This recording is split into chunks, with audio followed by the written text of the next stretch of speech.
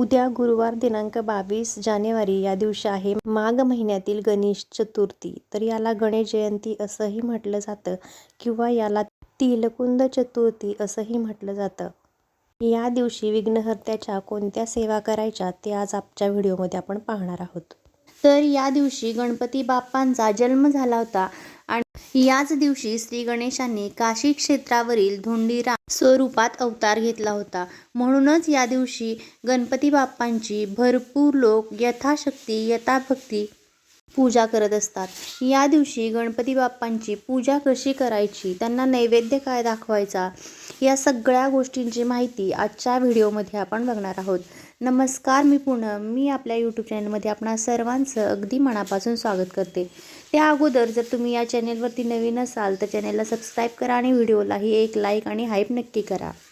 जसं भगवान गणेशांच्या पूजेशिवाय कोणत्याही शुभ कार्याला सुरुवात होत नाही, तसंच गणपती बाप्पांची पूजा केल्यानं आपल्या आयुष्यातील विघ्न कायमची दूर होतात. कारण गणपती बाप्पांना विघ्नहर्ता म्हटलं गेले. गणपती बाप्पा हे बुद्धीचे देवता आहेत. त्यामुळं आपल्या मुलांची प्रगती, आपली प्रगती जर आपल्याला हवी असेल तर गणपती बाप्पांची अवश्य सेवा करावी. आता याचा शुभ मुहूर्त काय ते आपण बघूया. तर 22 जानेवारीला मध्यरात्री म्हणजे पहाटे 2:46 चतुर्थ स्थितीला प्रारंभ होत आहे आणि 23 जानेवारी 2026ला रात्री 2:29 पर्यंत ही स्थिती आहे आणि त्याच्यानंतर समाप्त होणार आहे. तसेच काही ठिकाणी माघ महिन्यातील गणेश जयंतीला घरात गणपती बसवण्याची ही प्रथा आहे. तर ते अतिशय भाग्यवान आहेत की त्यांच्या घरात गणपती बाप्पा येत आहेत आणि त्यांच्या आगमनानं त्यांच्या आयुष्यातील विघ्न दूर होतील. तर गणपती बाप्पांना घरात आणण्याचा किंवा त्यांची विधिवत पूजा करण्याचा शुभ मुहूर्त कोणता, तर 2 तासांचा मुहूर्त या दिवशी आपल्याजवळ आहे. तर 11:29 नंतर दुपारी 1:46 पर्यंत हा मुहूर्त आहे. तर या 2 तासात तुम्ही घरामध्ये गणपती बाप्पांची स्थापना करू शकता, विधिवत त्यांची पूजा करू शकता आणि त्यांची मनोभावे सेवाही करू शकता. या दिवसाला तिलकुंद चतुर्थी असंही म्हटलं गेले. म्हणूनच या दिवशी तिळाला अतिशय महत्त्व आहे. तर या दिवशी जेव्हा आपण नैवेद्याला गणपती बाप्पांसाठी मोदक बनवतो तर त्या मोदकाच्या सारणामध्ये म्हणजे त्या सारणामध्ये आपण ओलं खोबरं आणि गूळ घालत असतो. त्याच्यामध्येच थोडंसं पांढऱ्या रंगाचे तीळ टाकायचे आणि याच्यापासून केलेला 21 मोदकांचा नैवेद्य हा या दिवशी गणपती बाप्पांना वाहिला जातो. तर या दिवशी गणपती बाप्पांची पूजा काय करायची आणि सेवा काय करायच्या हे आता आपण बघूयात. चतुर्थी स्थितीचा प्रारंभ हा 22 तारखेला होतोय. म्हणूनच 22 तारखेला सकाळी आपली आंघोळ वगैरे स्वच्छ आवरून घ्यायची. त्याच्यानंतर घरातील देवांची देवपूजा करून घ्यायची. देवपूजा झाल्यानंतर आपल्याला गणपती बाप्पांना अभिषेक घालायचा आहे. गणपती जयंती दिवशी म्हणजे या माघी गणेश जयंती दिवशी गणपती बाप्पांना पंचामृतानं अवश्य अभिषेक घाला आणि अभिषेक घालताना आपल्याला 11 वेळा गणपती अथर्वशीर्षाचं पठण करायचं आहे.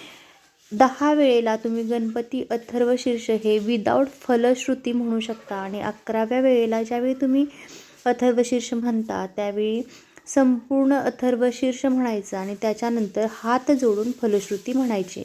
या सगळ्या गोष्टी गणपतीला अभिषेक घालताना करायच्या आहेत.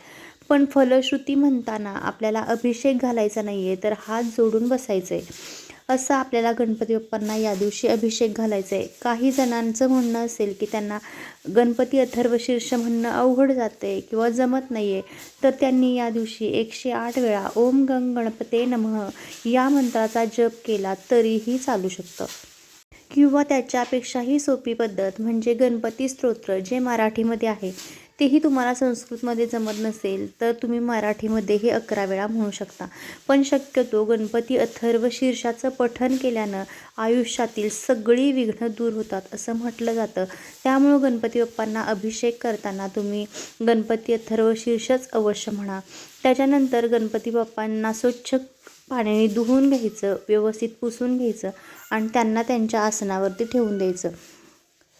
एक छोटासा चौरंग मांडायचा, त्याच्यावरती कलश मांडायचा आणि गणपती बाप्पांना 2 विड्याच्या पानांवरती थोडंसं तांदूळ ठेवायचं आणि त्याच्यावरती गणपती बाप्पांची मूर्ती ठेवायची.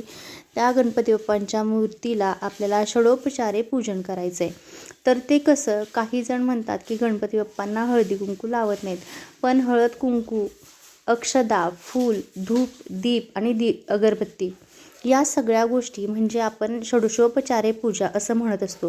त्यामुळं या दिवशी गणपती बाप्पांना हळद कुंकू वाहायचं आहे, अष्टगंध लावायचा, थोड्याशा अखंड अक्षदा वाहायच्या, लाल रंगाचं जास्वंदीचं फूल मिळालं तर ते अवश्य वाहा. 21 दुर्वांची जुडी जर तुम्हाला मिळाली तर तीही गणपती बाप्पांना वाहा आणि मनोभावे प्रार्थना करा. तुमच्या मुलांच्या आयुष्यातील विघ्न दूर व्हावीत, त्यांना अभ्यासात प्रगती व्हावी, त्यांच्या नोकरीतील अडचणी दूर व्हाव्यात किंवा घरातील आपल्या जी काही विघ्न असतील तर ती सगळी विघ्न दूर व्हावीत म्हणून या दिवशी गणपती बाप्पांची मनोभावे सेवा करायची.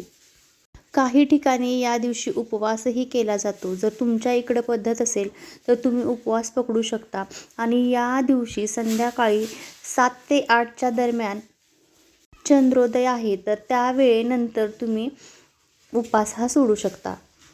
तर या दिवशी बाप्पांची कोणती सेवा करायची? बाप्पा तर आपल्या सगळ्यांच्या आवडीचे देव आहेत आणि गणपती बाप्पांची अगदी साधी मनोभावे पूजा केली तरी ती गणपती बाप्पांपर्यंत पोहोचत असते. पण जर तुमच्या मुलांच्या आयुष्यात काही अडचणी असतील आणि त्यांचं अभ्यासात लक्ष लागत नसेल किंवा नोकरीमध्ये काही अडचणी असतील तर तुम्ही गणपती अथर्वशीर्षाची मी जी मगाशी सेवा सांगितली की अभिषेक करताना 11 वेळेला गणपती अथर्वशीर्ष अवश्य म्हणा. आणि जर ज्यांच्या आयुष्यात ह्या प्रॉब्लेम आहेत तर त्यांच्याकडून तुम्ही 11 वेळेला त्यांना अभिषेक घालायला नाही जमलं तर त्यांनी 11 वेळेला गणपती अथर्वशीर्ष म्हणायचं. नाही जमलं तर 11 वेळेला गणेश स्तोत्र म्हणायचं आणि 11 वेळा अथर्वशीर्ष म्हटलं तर एकदा गणेश स्तोत्र म्हणायचं आणि 11 वेळा गणेश स्तोत्र म्हटलं तर एकदा अथर्वशीर्ष म्हणायचं. ही सेवा ज्यांच्या आयुष्यात प्रॉब्लेम आहेत तर त्यांच्याकडून तुम्ही करून घ्या. आणि ही सेवा करताना आपल्या हातांमध्ये एक लाल रंगाचं फूल आणि एक दुर्वांची जुडी एवढ्या गोष्टी घ्यायच्या. देवाला मनोभावे तुमची जी काही अडचण आहे तर ती सांगायची, या गोष्टी हातातच ठेवायच्या आणि ही सेवा आपल्याला करायची.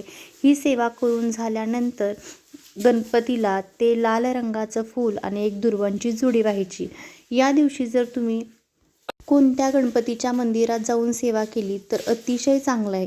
कारण सकारात्मक लहरी ह्या ज्या मंदिरामध्ये असतात तर त्या आपल्या घरामध्ये नसतात. आणि कसं असतं माहिती आहे का, आपल्या घरामध्ये पूजा ज्या आपण करतो तर त्याच्यामुळं घरातील निगेटिव्हिटी थोडीफार कमी होत असते.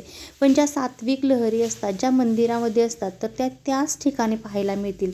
त्यामुळं नाही तुम्हाला जमलं ना या सेवा मंदिरात जाऊन करायला तर फक्त दर्शन तरी गणपती बाप्पांचं मंदिरात जाऊन अवश्य घेऊन या. आणि त्यातल्या त्यात जर तुम्हाला 21 दुर्वांची जुडी अशा जर तुम्हाला 11 दुर्वाच्या पेंड्या मिळाल्या तर त्याची एक माळ करायची आणि ती गणपती बाप्पांच्या गळ्यात घालायची. या दिवशी गणपती बाप्पांना दुर्वांची 11 जुडी माळ जर तुम्ही बाप्पांना घातली तर ती अतिशय लाभदायी ठरते. कारण गणपती बाप्पांना दुर्वा अतिशय प्रिय आहेत आणि तुमची जी काही मनोकामना आहे तर ती गणपती बाप्पा अवश्य पूर्ण करतील. उद्या येणाऱ्या या माघी गणेश जयंतीला यापैकी एकतरी सेवा नक्की करा. मी सांगितलेली माहिती तुम्हाला आवडली असेल तर व्हिडिओला लाईक आणि चॅनलला सबस्क्राईब करायला अजिबात विसरू नका. धन्यवाद.